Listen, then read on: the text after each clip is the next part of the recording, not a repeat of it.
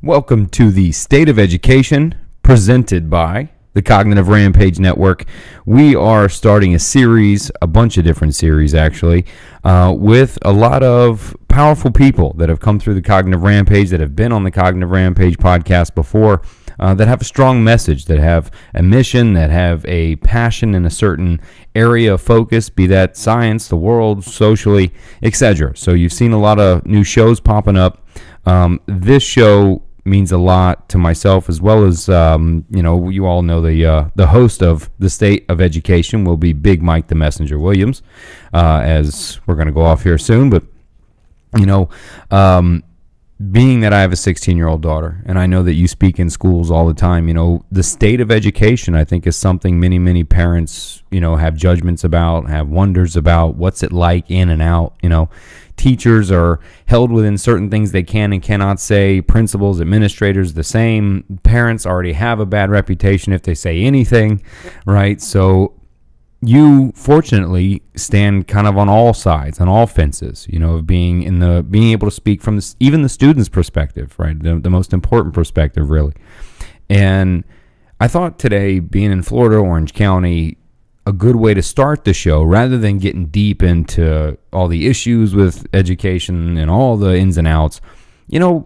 Today was the first day of school for Orange County, and they all started on the same time now. They all went back at the same day. So, what's it like from a teacher's perspective, administrators, from that side of the fence, right? What have they been working on till this date? What are they excited about? What's the mind of a teacher? What's it like, getting prepared for the first day of school? Well, typically, the week before school starts, a lot of teachers and principals, they all go through their normal rituals, getting their classroom set up. And this year is the year where most classes in most schools are going just all digital. So they're getting rid of a lot of the paperwork, and everybody's getting issued computers and laptops and so forth. Now with that, obviously teachers need training on it, but they're definitely preparing the kids for the future, because odds are you're not going to be signing contracts with pen and paper in the near future. So everything is going to really be online. So they're just kind of getting kids prepared for knowing how to turn in paperwork online and getting them familiar with different programs and APLA format and being able to turn in assignments online. So even if you didn't make it to school, you no longer have an excuse. You can't say your dog ate your homework because you can use somebody else's computer to get your work done, or just use jump drive. So they're getting a more technical sound now. But within that, it's just being aware that now teachers have to upgrade their training or their way of teaching, because now the standard has enhanced for the teachers to make sure that when they give an assignment or when they teach, they must also use all these new technical laptops and be able to know how to just pretty much just do everything online and make sure that you can grades online, grade papers online, and it gives a lot of parents better access too, because soon as the homework assignment is done, the parent will know the next night. Oh, my wife is on it, brother. Let me tell you, you can't get away with it. As long as you're an active parent and you're staying up with it, there's no reason that you shouldn't know that they've missed an assignment. I mean, that's some good stuff happening, I think, with the technology. A lot of old school people, they're talking about, computers, and they're changing the world. Well, learning changes, and we enhance, And some of the best schools around the world. I saw this special on PBS, of all places, when I was up in New Smyrna Beach, about these classes. It's this private school in Tampa. And they have upgraded to this. Everything of science and learning they've applied to where there's whiteboards on all four sides of the room, but they light up like apples, so that she can, the teacher here, she can have multiple things on the board at once, slide, walk around, involve with the students, don't have to stand at the board in this pulpit, It's so interactive, and the learning, I mean, the keys to keep them engaged. Oh yeah, it definitely keeps them engaged, and now the teachers have access to where to where they can lock the computers. So they can lock the computers from their screen. So they can lock all the computers of all the kids that's in their class. They can lock the computers and say, now I know you can't get distracted. So so now you no longer even need a phone, really. So you remember last year you were saying how your daughter had to use her phone sometime, and it was part of her assignment. Now it's all laptops. And now you don't force kids to have iPhones and expensive phones either. There was a lot of parents arguing, that, hey, look, I don't want to buy my 13-year-old an iPhone right now, and that's okay. So they would run into issues. So now when you issue the laptop, right, what's nothing to say now? Nothing, absolutely. You're right. So there's nothing to say, and if the laptop breaks, they can definitely send the laptops back to the computer. They'll give them a different one, so they always have access to making sure that they get their homework done, even on the weekends. If students feel like that they couldn't get their homework done, there's libraries everywhere. Yeah. So you can always go to the library and get the Wi-Fi passcode and get everything done. So, but it really prepares them for the real world, because if you think about it, since we own our own business, guess what we do? We do tons of homework. Yeah. And, you may end up finding us a lot of times at the Starbucks or wherever, just making sure that we type everything up and just get our assignments done there. So even as adults, we have homework. So if we can start conditioning them now to knowing how to use a computer and put in their work on a computer, then, you're going to become more business savvy and understand how to really just branch yourself off and become more Microsoft literate and just informational literate, since we are in the information age. So there should never be a time where the kids say, I don't know. Now his thing should be, hold on, let me find out. That's it. Right. I like that. Instead of going, I don't know, I don't know doesn't apply. And it's almost like the students get to learn along with the teachers with the new technology. I bet I can see some students going, no, click this. Right. There was always the one person who was in the class who had to run the film projector because you knew how to do it if it broke. I'm dating myself totally here. Yeah. Remember, right? You wanted to be the guy that could slip the film back in, right? And now it seems like, at the speed, the teachers too have to not only organize lesson plans based around real science and research, and then also organize those plans around the new technology, around the new equipment, and plus try to keep up with the change of pace. It just seems like almost like you need the summer off, right? To come together, to be able to pull that whole lesson plan, thing together. Absolutely. And one of the other biggest parts of it too is now here's the new deal. So now this is one of the parts that we've been implementing inside the schools too, is whenever the teachers come in, or whenever the parents come in and meet the teachers, about halfway through the first semester, we make sure that we try to have another one. And then when the parents come in with the teachers, or when the parents come in with the students, we say, all right, so my kid. And the parent be like, that's my kid. Like, well, look, let's get something straight. We splitting this time with them. I got them for 8 hours a day. You got them for 8 hours a day, and we both sleep for 8 hours. Is that safe? They say, yes, that's safe. Okay, so look, we got to work together. We're gonna make this thing work. So I like the fact that we're starting to bridge the gap between parents and teachers and say, look, we are co-parenting, whether you realize it or not. Yeah, you are. So your job is to make sure that you pour into the kid on the personal side, and it's my job to pour into the kid as far as the career development side. So now once we merge, then, kids realize that they have a team of adults who really care. And you can't get over on one by saying, oh, well, my mom told me this. You know what? I'm going to email her. Yeah. So, and teachers got access to all of it. So they can email a parent ASAP. And if the parent works at a desk at a computer, quick response. Yeah. So you can sit back and say, you know what? I just told your mom. So come on. Well, she just sent you an email. I'm going to unlock your computer. You talk to her. Ooh, man, I was because I worked from home, I was the dad that when I got the email, I was there at the end of the day. You know what I mean? So where it was like, oh, you need to talk about an assignment or work, or okay, I'm there, and I came in and I'm 3:15. I'm like, all right, I'm here. They're like, wow, Mr. Lowry, it's usually a week or so to get a parent up here. And I'm like, 10 minutes, but I think there's also a way to approach that too. I think a lot of parents have animosity toward the school systems, the teachers, and they come in there like swinging, right? They come in there not on the team, right? Not agreeing to the idea that we're co-parenting here, and you get this divide, right? Right. Almost to where like the parent is attacking the teacher for the student, right? Like my kid did not do the homework, even though it says 0 there, and he didn't do it. Yeah. And you can just tell a teacher. And the teacher just tell the teacher, look online. That's it. Now you're showing me how much you're into your kid's life. Bam. So this is what you do. Obviously, I post the assignments up, and you have access to them. OCPS gives parents access to them. Yeah, we see them. So if you look in there, you see that your kid is failing, and your kid has an assignment done, and you decide to let them go out and hang out and party for the weekend, Then when he comes back in Monday, and don't come to me on the last day before the 9-week close and say, hey, listen, do you think you can do me a favor and help me with my kids' grades? No, because now you have access to your kids' grades. So both of you are being held responsible for it. So you don't come to me, and your student and our child definitely shouldn't come to me. And I've had teachers reach out.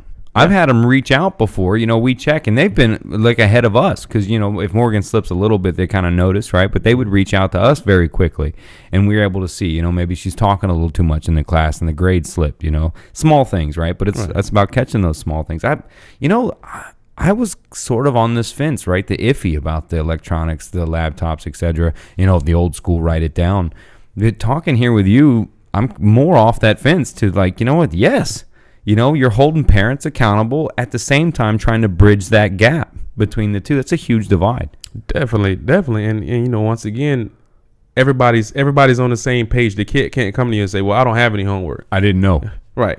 And you just pull it up, and you can pull it up on your phone too if you're a parent. So you just pull it up on your phone and say, so what's this? Well, I guess I got that to do. So it adds accountability to everything. So that's one of the greatest parts about it is the fact that it does add accountability. And, a lot of our teachers just aren't fit for the fight. So, they don't get all the tools that they need. It's for support from parents. It's for support from the community. Because, man, how many parents do you know can spend 8 hours with their kid? No.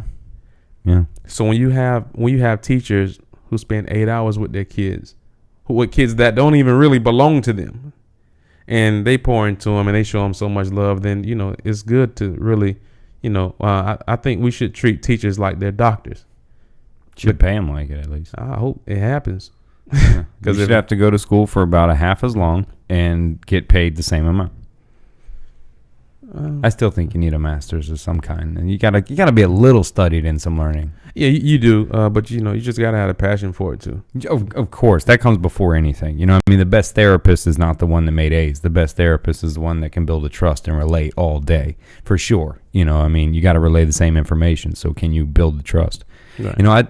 I think this is a great way to start out the state of education on the first day of school. Yes, I think this works. So just with that. I feel like a lot of teachers are really starting to understand that whenever you're starting to work with a new group of students, you produce the environment, because obviously we are a product of our environment, right? So if you understand how an environment works, if you put a plant in an environment that's not conducive for it to develop or to grow, it won't grow. It won't even absorb the nutrients that it needs because it doesn't have the foundation set, and it can't pull the nutrients from anywhere because it's not stable enough. So what we're doing this year inside the schools is a lot of teachers are being aware of what's needed. And so now teachers are doing like the small things. Like, you go to a restaurant and you sit down and you eat and the ambiance is right. So let's say you go to, what's a fine dining restaurant? What's one of your favorite restaurants that you like to go to? That's fine dining. Vines is my favorite in Orlando. Okay, so Vines. So, you got the wooden chairs. Oh, they set the mood, brother. You're walking right into the man on the brass. You know what I mean? The host guy, maitre d', been there for a long time. Yeah. Oh, yeah. You're setting the mood, bro. Exactly. So that's what they're learning with the schools, too. So inside the schools, what a lot of teachers are starting to do is to do the small things, like just set the environment right, like set the music. So when kids come in, they don't have their own music playing on in their headset, or they don't have their phones out. So they come in to music and then they sit down, and, the first 5 minutes is just, just to get your mind right, listen to the music that's playing, and then do your bell work. And then once you do your bell work, by the time you're done with your bell work and just being able to just get all that little extra energy out that you have from the hallways, now you're ready to learn. And now there's, I think in Orange County, I could be wrong, I don't know, that they're now allowed to collect the phones and put them on the desk because of the laptops, because the phones are no longer needed for assignments in school. Oh, that's been since last year. Since last year? Oh, yeah. Good. So you're pro that. Oh, yeah. In fact, I don't feel a reason for cell phones. Yeah. Not inside the schools. Right. What are you gonna do? You know what I mean? It's not like you got a job. I like this one comedian, man. He's hilarious. Chris something. He's hilarious, but he's like, his son wanted to get a smartphone, and he's like, no, and he's like, but all my friends got phones. He goes, good. They can call the police while you hide in a bush. You know what I mean? It's like you're surrounded by the administrators. The other thing, it becomes a distraction. It becomes the text and the film, the filming, the games, the Snapchatting. That becomes the focus. You almost can't wait to get out of class to answer the next funny, cool Snapchat. Yeah, right. I could see that, man. Yeah, I mean, I don't need my daughter to have her phone on her in an emergency. I mean, I guess you're on a school property. Right. You always, there's all, you can always use the phone that they have, but there aren't really as many accidents or emergencies in the school like people think either. If it's not something that, cause plus, parents, even with all our smartphones we have, you got emails, you got everything on your phone. You can text, like, if you pull up your laptop, you can text me from your laptop. Yeah. So, I mean, so that you always have access to your parents. And the parents always got access to you. Now, if your parents can't have their phone on you, the odds are they're not going to reach to you until they can get to their phones anyway. So, yeah. When you're in school, if you're not talking to your parents, who else do you need to reach outside of your parents? And like, so that's how I really look at it. But, phones have been a big distraction. A lot of kids got suspended from phones, and you see a lot of fights from phones and everything else just from phones. So it's just a real big distraction. And as if we don't already have enough distractions for kids to have to focus on. So, I just feel like if we get the chance to just focus on the kid and make sure that the kid can focus on their assignment and don't worry about all the rest of the shenanigans going on by who just got into a fight the last period, you'll find that out at the end of the day anyway. It's not going to be outdated information in 2 hours. Right, man. This has been a good walk into the state education, man. The first day, I'd like you to take us out, man, if you would, maybe on, because a lot of kids went to school today by choice, not because mom and dad made them get up, not because mom and dad are even there to tell them to go. Right. They got up and went, and have managed to do so maybe for a while. Or what would you tell, that kid for a minute, if you could be their father for a minute on their first day of school or first day back at school, if you will. Not first day, but, first day back. You mean the ones who chose, who didn't want to go back, or the ones who... The ones that got up and went anyway, even though no one cares if they go, and their environment expects them to fail anyway. Oh, well, there was a little story that was on Facebook that I read, and the one that I saw on Facebook was really about so it was his dad, and this dad had I'm probably gonna get his mom all messed up, but it was his dad, and he had an egg, so he put an egg in the water. And then he put another pot of water on, and it started boiling, and he put coffee in it. And then the third one, he had a bottle of water. I mean, he had what was it? It was egg, coffee, and a potato. So you seen that one too. And it was a potato. So in it, all three of them, he noticed that something. Well, he knew that something was going to change in all three of them. So he ended up asking his daughter. He said, "All right, so look, so this is how it works. So you got this environment where it's the egg, right? Crack the egg, and the egg gets hard. You get the potato. The potato gets soft and almost starts to disintegrate in the water. And then you have these coffee beans, and these coffee beans, it changes the environment of what it's in. So it's powerful enough to change the environment of what it's in instead of focus on the idea of what the environment can do to you." And that's something that a lot of kids just got to focus on. Now, if it was my son, I'd tell my son, no matter what, I say, look, how do you think I can teach you anything if I didn't go to school? School was the first start of it. So, how I can teach you how to change the oil, change flat tires. I can teach you all the small things, even how to cook and so forth. There's science behind this. And we advance in life by the know-hows. So if you really want to be happy, instead of you having to work for somebody like some of your friends' parents, only thing you would need to do is just learn how to solve problems. So the basic fundamentals of knowing how to solve problems is reading, writing, and arithmetic. So as long as you get those basics and we keep you progressing, the more you keep advancing, then we're going to teach you how to get paid off solving people problems, because that's all management is anyway. It's solving problems, it's rectifying situations. So I'm not going to raise you to be like a lot of people who are slaves. I consider everything to be in two levels. You're either a master or a slave. A slave is somebody who depends on somebody else, but a master is somebody who's independent, who can get his own. So if I was to tell my kid, I say, do you want to be a master or a slave? If you want to be a slave, I'm gonna go ahead and kick you out the house now, because I only raise masters. So I don't, and you don't really need a master's degree. You just got to understand the purpose and the concepts and principle of what it is to be a master. So I want you to be a master problem solver, and you can't get that until you go to school. Man, I'm ready to go back to school, man. I'm ready to go back, man. Hey, I appreciate it. I look forward to your continuing with the show of yours, man, the state of education every week here.